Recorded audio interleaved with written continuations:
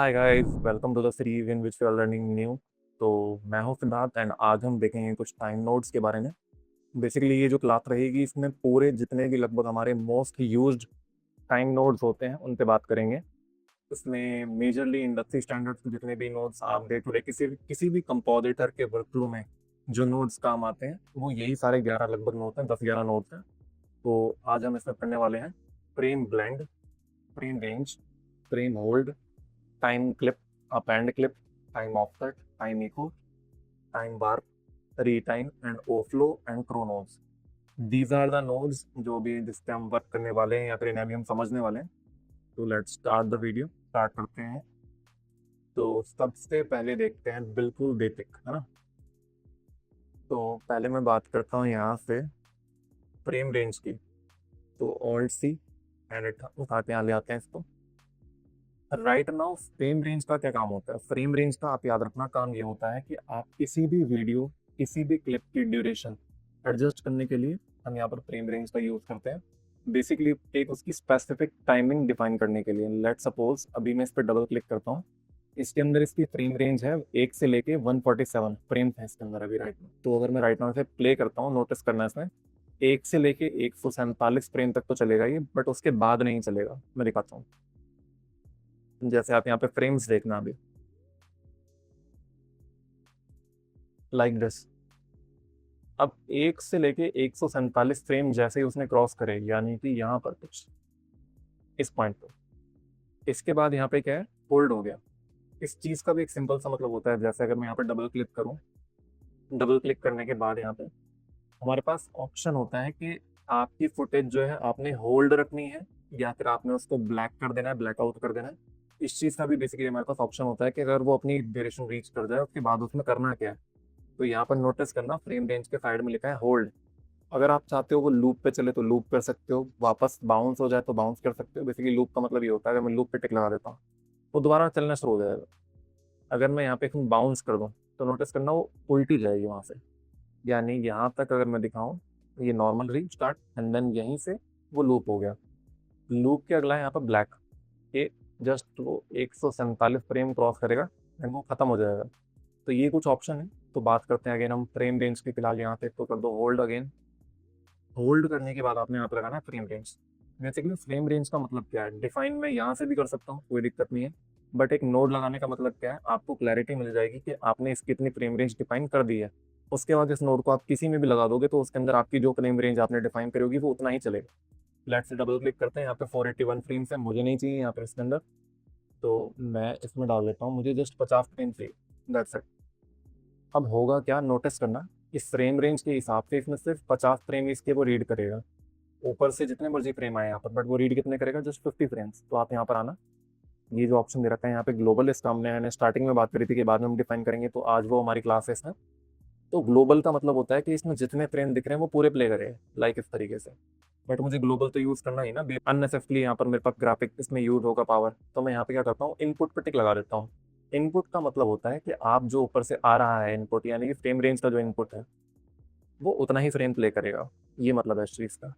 अगर यहाँ पे इन आउट लगाया होता था, इन आउट का होता विजिबल, यानी जितने उसमें फ्रेम अवेलेबल है। तो मैं फिलहाल यहाँ पर इनपुट कर देता हूँ एंड इनपुट के बाद यहाँ पे मैं कर देता हूँ उसको प्ले। तो this is the use of frame range. And इसके बाद में यहाँ पर मैंने लिखा भी है कि लिमिट शॉर्ट ड्यूरेशन। बेसिकली इसका मतलब हम लिमिट कर देते हैं किसी भी शॉर्ट की ड्यूरेशन को। अगला है फ्रेम होल्ड। या फ्रेम होल्ड आपको यहीं से दिखा देता हूँ। फ्रेम होल्ड याद रखना, बेसिकली वो ऑप्शन है जो आपको एक फ्रीज फ्रेम करने का ऑप्शन देता है and projection and paint work के लिए होता है। बेसिकली जब हम क्लीन प्लेट पे वर्क करना शुरू करेंगे, क्लीन प्लेट के अंदर ये काम आएगा। तो मैं यहाँ फ्रेम होल्ड लगा देता हूँ। अभी बाय डिफॉल्ट यहाँ पे फ्रेम वन उसने होल्ड कर रखा है, मैं प्ले करता हूँ, फ्रेम होल्ड। ओके, अगेन बात करते हैं फ्रेम होल्ड की। तो फ्रेम होल्ड के अंदर चलते हैं। अब यहाँ पे इसमें आपने कौन सा फ्रेम होल्ड करना है। तो लेट सपोज अगर मुझे यहाँ पर इसमें 20 फ्रेम का होल्ड देना है, तो मैं यहाँ पे 20 करके जस्ट एंटर कर दूंगा। तो 20 फ्रेम पे जो भी इसकी पोजीशन होगी वो होल्ड हो जाएगी। मैं दिखाता हूँ इसका मतलब क्या है। डिसेबल करते हैं एंड 20 फ्रेम पे अगर इसकी पोजीशन ये है तो वो इसी फ्रेम पे इसको होल्ड कर देगा। तो मैं इसको यहाँ पर इनेबल करता हूँ और मैं प्ले करता हूँ लाइक दैट, इस तरीके से। जस्ट ये एक एग्जांपल है फ्रेम होल्ड का कि फ्रेम होल्ड किस तरीके से वर्क करता है। ये हो गया फ्रेम होल्ड। यहाँ पे लेट्स पे अभी मैं दिखाता हूँ इसमें फ्रेम ब्लेंड का क्या काम होता है। फ्रेम ब्लेंड इसके बाद लगा दो। अब इसी को मैं अभी डिसेबल कर रहा हूँ और मैं यहाँ पर फ्रेम ब्लेंड पे टिक लगा रहा हूँ। फ्रेम ब्लेंड क्या काम करता है? फ्रेम ब्लेंड का काम होता है बेसिकली आपका मोशन ब्लर क्रिएट करना और कुछ फॉरवर्डिंग फ्रेम्स में, जैसे यहाँ पर दे रखा है नंबर ऑफ फ्रेम्स 5, तो 5 फ्रेम आगे जाके वो इसके फ्रेम ब्लेंड कर देगा। एग्जाम्पल के लिए दिखाता हूँ, अगर मैं इसे प्ले करूँ इस तरीके से, ये काम होता है फ्रेम ब्लेंड का। ठीक है, आई होप आपको क्लियर होगा। लेट्स से यहाँ पे 2 करते हैं एंड अब देखो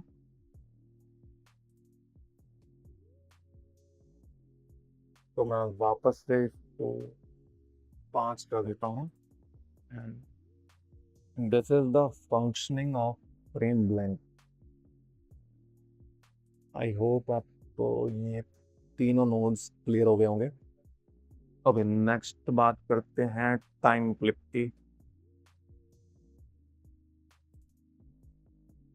टाइम क्लिप बेसिकली यूज होता है वहाँ पर जहाँ पर हमें फुटेज को कट करना होता है या फिर इन आउट डिफाइन करने के लिए, एंड आप बोल सकते हो ट्रांजिशन क्रिएट करने के लिए भी। बेसिकली कुछ दिखाता हूँ कैसे। एंड लाइक यहाँ पे नॉर्मल प्ले करते हैं। पहले तो ट्रेन रेंज लगा दिया है और यहाँ से इसको इनपुट आई वांट कि फेड इन वाला जो इफेक्ट है वो 1 फ्रेम से शुरू हो और फेड आउट हो जाए वो 20 फ्रेम पे।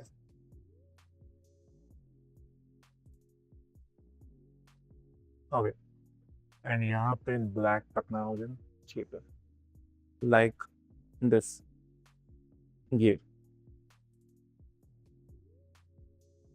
और अगर मैं इसे 50 कर देता हूँ तो ये इफेक्ट मिलेगा। फ्रेम ब्लेंड ऑफ कर देते हैं, लाइक दिस, ये। तो आप बोल सकते हो फेड इन फेड आउट हमारे पास जो ऑप्शन है वो टाइम क्लिप से मिलता है। तो अभी इन ऑप्शंस को हटाते हैं, फ्रेम रेंज लगे रहने देते हैं क्योंकि मुझे इसकी इतनी रेंज पे काम करना है। एंड इसके बाद अपेंड क्लिप देखते हैं, alt C. Append clip is also use for transitions.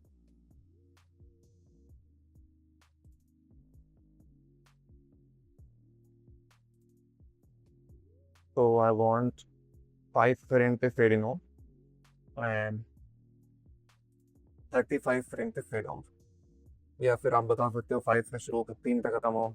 Like मैं तो 3 रख देता हूँ फेड इन फेड आउट के लिए। क्रॉस डिसॉल्व भी लगा सकते हो, 2 फुटेज अगर मर्ज करनी है तो।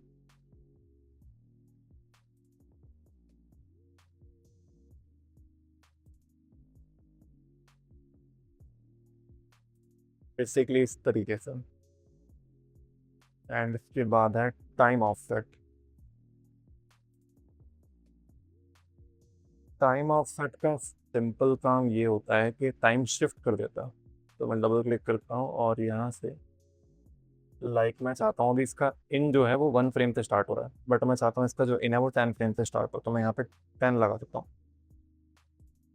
अब मैं प्ले करता हूँ, दैट्स इट। आपने टाइमिंग शिफ्ट कर दिया, that is time offset. Reverse input like this.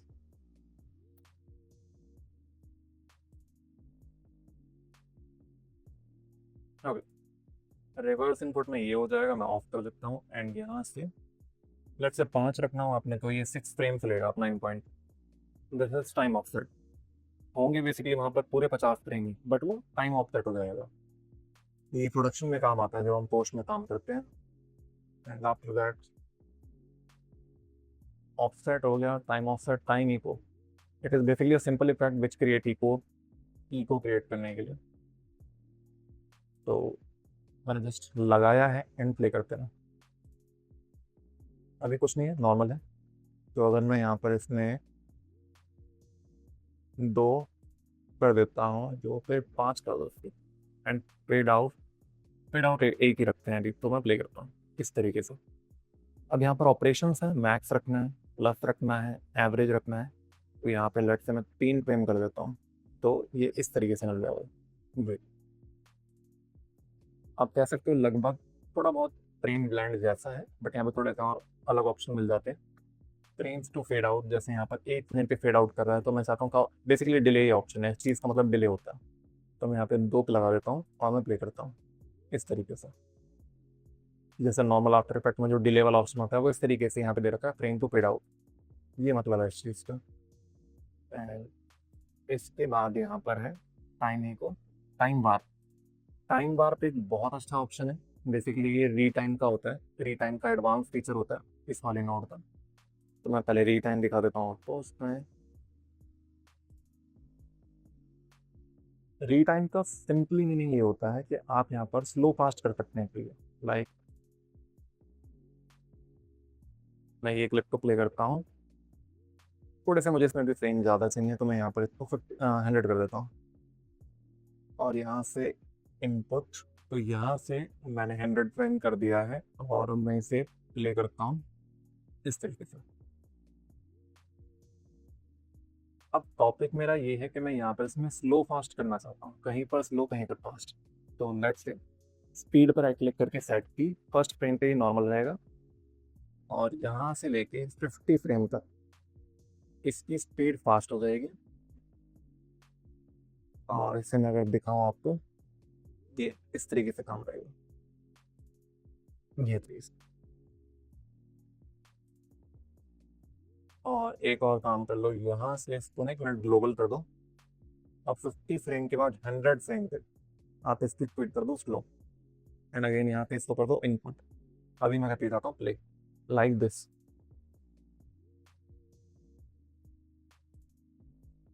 यानी यहाँ से 50 फ्रेम तक नॉर्मल स्पीड फास्ट रहेगी, 50 से 100 तक यहाँ पे स्लो मोशन में चलेगा।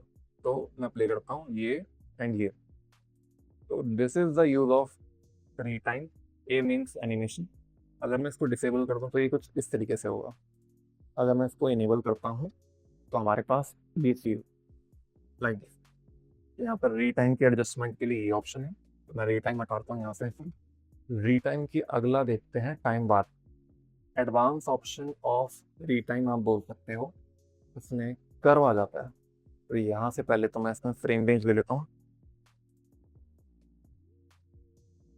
एंड इसमें 100 फ्रेम्स। टाइम बार पे क्लिक करते हैं और इसमें सेम वही ऑप्शन है लगभग इसके अंदर। ऑटोमेटिकली इसमें की फ्रेम मिलेगा आपको। तो मैं 10 फ्रेम पे इसकी स्पीड कम करना चाहता हूँ, 20 फ्रेम पे इसकी स्पीड, लेट्स से 50 फ्रेम पे इसकी स्पीड फास्ट करना चाहता हूँ इसमें, एंड 80 फ्रेम पे मैं इसकी स्पीड कम करना चाहता हूँ। ऑटोमेटिकली की फ्रेमिंग नीचे लग होती है लाइक दिस।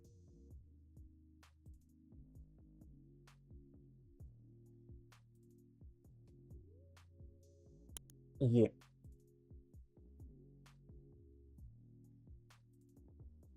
कर्व एडिटर के अंदर आते, यहाँ से आप आ जाना कर्व एडिटर, तो आपको यहाँ पे इसके पॉइंट्स भी मिल जाएंगे। दीज आर द पॉइंट जिन्हें आप एडजस्ट कर सकते हो एनिमेशन के लिए मोस्टली। या फिर मैं इसीलिए इसमें बताऊँ तो जब भी आप यूज़ करोगे यहाँ पे इसमें टाइम रैप, तो लगभग इसमें रीटाइम के बाद ही यूज़ करना है या फिर फ्रेम रेंज के बाद ही, तभी ये इफेक्टिवली वर्क कर पाएगा। एक और चीज़, अगर मैं इसको डायरेक्टली यहाँ पर दूसरे नोड से कनेक्ट कर दूँ तो मुझे कुछ इस तरीके से इफेक्ट मिलेगा। मैं विदाउट दिखा देता हूँ एक बार। ये विदाउट इस तरीके से है अभी normal, this is the normal. अब अगर मैं यहाँ पर टाइम बार दिखाता हूँ लगाकर, this is after time bar.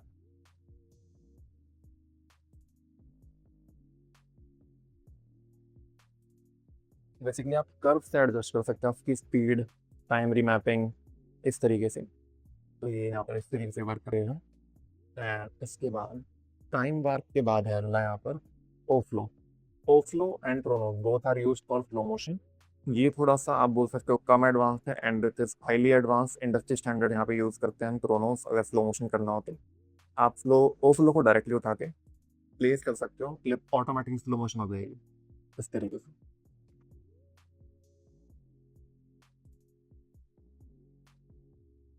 Clip automatically आपकी स्लो मोशन में चली जाएगी। अगर मैं दिखाऊं जो फ्रेम हो चुके हैं लाइक दिस, अगर मैं इसको डिसेबल करूं तो आपको कुछ इस तरीके का रिजल्ट मिलेगा। एंड आफ्टर दिस आप नोटिस करोगे नीचे फ्रेम रेंज भी चेंज हो रही है, क्योंकि जब हम स्लो फास्ट करते हैं तो वहाँ पर उसके फ्रेम्स पे भी फर्क पड़ता है। तो ये थोड़ा सा जो बफर कर रहा है बिकॉज इसलिए क्योंकि मैंने इफेक्ट लगाया है वो थोड़ा सा हैवी है। तो ये काम हो गया ओफ्लो का। ओफ्लो में आ जाते हैं। ओफ्लो के अंदर ही कुछ ऑप्शन मिलते हैं। जब हम पर्टिकुलर किसी क्लिप पे वर्क करेंगे या फिर कंपोजिटिंग पे वर्क करेंगे तो हमें इनको अच्छे से समझेंगे। शटर ऑप्शन आपको पता होगा मोशन ब्लर के लिए यूज़ होता है, नहीं भी पता तो I elaborate in the future videos.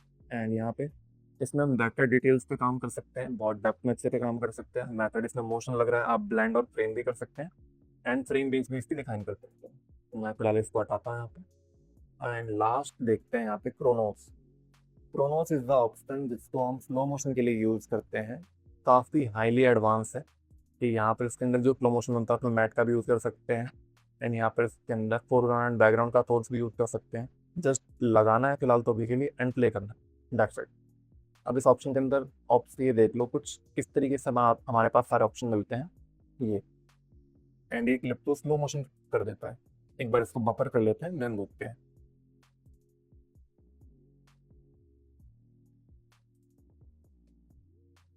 अभी इनमें से मैं कोई फीचर यहाँ पर इसमें नहीं बिल्कुल छेड़ रहा हूँ क्योंकि बहुत हैवी इफेक्ट है ये। जब हम पर्टिकुलर किसी भी क्लिप पे काम करेंगे तब इसमें हम और डिटेल में जाएंगे। I am just explaining like what are the basic, क्या होता है इन सारी चीज़ों से। These are the common 10-11 notes आप टाइम की बात कर सकते हो जो मोस्टली कोई भी कंपोजिटर यूज़ करता है जब वो अपनी टाइमलाइन पे काम करता है। अब तो इन सबका चाहे तो आप स्क्रीनशॉट ले सकते हैं यहाँ पर इस तरीके से। तो फ्रेम ब्लेंड आपको क्लियर हो गया होगा, time range frame range clear हो गया होगा, फ्रेम होल्ड क्लियर हो गया होगा, टाइम क्लिप फिट लगाने के लिए, आप रेन ऑफ सेट करने के लिए, append clip these both are for, आप ऐसे बोल दो ट्रांजिशन के लिए। टाइम ऑफ सेट ये शिफ्ट करने के लिए, टाइम को यूज़ करने के लिए होता है। टाइम इको एक फॉर इको क्रिएट करने के लिए। री टाइम एंड टाइम बार, री टाइम का एडवांस फीचर है, टाइम बार दोनों से हम यहाँ पर स्लो मोशन फास्ट मोशन कर सकते हैं। इसमें ऑटोमेटिकली कीपिंग लगा होता है, ये एनिमेटेबल होता है। And these are for slow motion. Frame blend तो आपको क्लियर हो गया, frame blend, time clip and append clip, ये तीनों ट्रांजिशन के लिए। फ्रेम रेंज एक बहुत कॉमन नोड है, फ्रेम होल्ड जब हम पेंट वर्क करेंगे तब वहाँ पर काम आएगा। आई होप आपको सारी चीज़ें बहुत अच्छे से क्लियर हो गई होंगी लगभग इसके अंदर, ठीक है। तो these are the important notes of time जिन पर हमने आज बात करी है। एंड मिलते हैं फिर नेक्स्ट वीडियो में। टिल देन अगर आपको इनमें से कहीं पर भी किसी चीज़ पर डाउट हो आप मुझे कमेंट्स कर देना, I will resolve in the next video. Till then keep learning.